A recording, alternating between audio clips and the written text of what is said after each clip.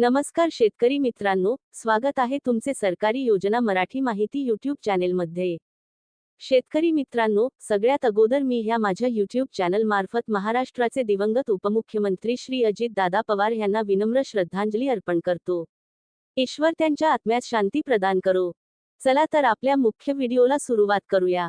तर मित्रांनो, सध्या सगळीकडे एकच प्रश्न विचारला जातोय, भाऊ नमो शेतकरी योजनेचे 8व्या हप्त्यासाठी पैसे मंजूर झालेत ना, मग खात्यात का आले नाहीत?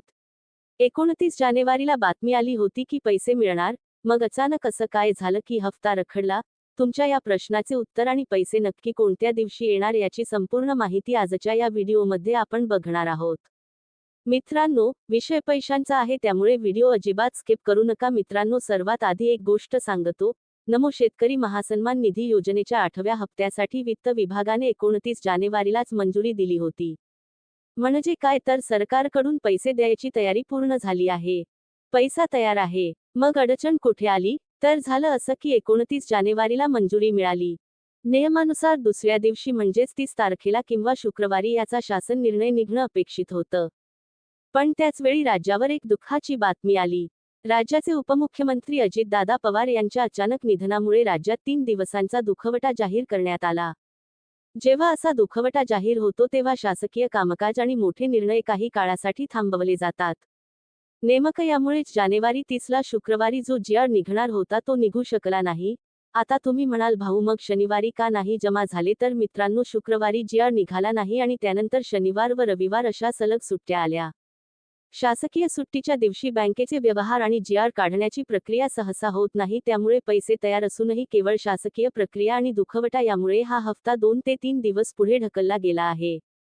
मग आता प्रश्न उरतो की पैसे कधी मिळणार? तर काळजीचं कारण नाही। मिळालेल्या माहितीनुसार गुरुवारी किंवा शुक्रवारी म्हणजेच याच आठवड्यात नमो शेतकरी योजनेचा रखडलेला जी.आर. तातडीने काढला जाईल। एकदा का जी.आर. निघाला की तिथून पुढच्या 24 तासात डीबीटीद्वारे पैसे तुमच्या बँक खात्यात जमा व्हायला सुरुवात होईल। थोडक्यात सांगायचं तर उशीर पैसे अभावी झालेला नाही, तर परिस्थितीमुळे झाला आहे, त्यामुळे हप्ता 100% मिळणार आहे। तर शेतकरी मित्रांनो, ही होती हप्ता रखडण्यामागची खरी बातमी।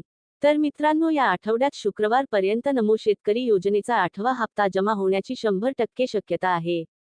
त्यामुळे हप्ता वितरणाची अधिकृत तारीख जाहीर झाली की मी तुम्हाला सांगतोच। आणि तुम्हाला काय वाटते, या आठवड्यात हा हप्ता मिळू शकतो का? आपले मत कमेंट करून नक्की सांगा। शेती आणि योजनांची अशीच खरी आणि वेगवान माहिती मिळवण्यासाठी आपल्या सरकारी योजना मराठी माहिती चॅनलला सबस्क्राईब करायला विसरू नका। तर भेटूया पुढच्या व्हिडिओमध्ये। धन्यवाद। जय हिंद, जय महाराष्ट्र।